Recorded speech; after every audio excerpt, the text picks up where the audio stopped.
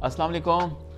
अगर आप भी 12 फरवरी को होने वाली अमेज़ॉन और ई कॉमर्स की मास्टर वर्कशॉप में हिस्सा लेना चाहते हैं तो उससे पहले 5 फरवरी को आखिरी फ्री सेशन हो रहा है, जिसमें आके आप अपने कॉन्सेप्ट्स क्लियर कर सकते हैं, अपने क्वेश्चंस के आंसर्स दे सकते हैं और ये क्लियर कर सकते हैं कि आपको करना चाहिए या नहीं करना चाहिए, क्योंकि ये हर किसी के बस का काम नहीं है। जो टाइम दे सकता है वही कर सकता है। मैं चाहता हूँ कि आपके घरों में जो लेडीज़ हैं उनको ज़रूर एम्पावर करें ताकि वो मैनेज कर सकें और उसके साथ साथ आप उनको सपोर्ट कर सकें।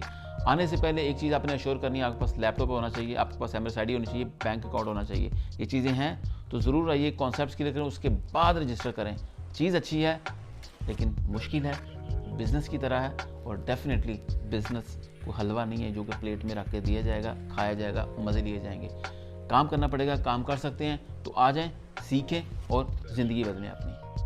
मिलते हैं संडे को फ्री सेशन में, उसके बाद रजिस्टर कीजिएगा 12 फरवरी वाला मास्टर वर्कशॉप। C you.